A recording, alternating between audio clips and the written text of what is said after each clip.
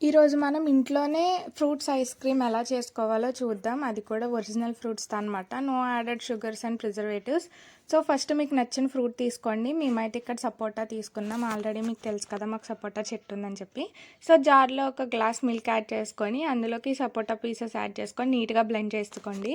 దాని తర్వాత జీడిపప్పు, బాదం పప్పు చిన్న చిన్న ముక్కల కింద కోసి ఐస్ క్రీమ్ ట్రే ఉంటుంది కదా, అందులో ఫస్ట్ ఈ పీసెస్ వేసి దాని తర్వాత జ్యూస్ వేయాలన్నమాట.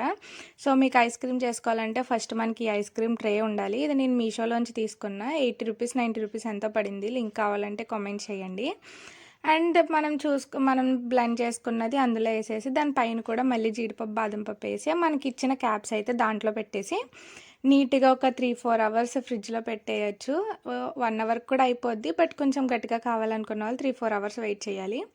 ఇంకా అలా అయిపోయిన తర్వాత మళ్ళీ మా మమ్మీ జ్యూస్‌లోకి ఐస్ క్యూబ్స్ కావాలని చెప్పి ఐస్ క్యూబ్స్ తీసుకున్నాం.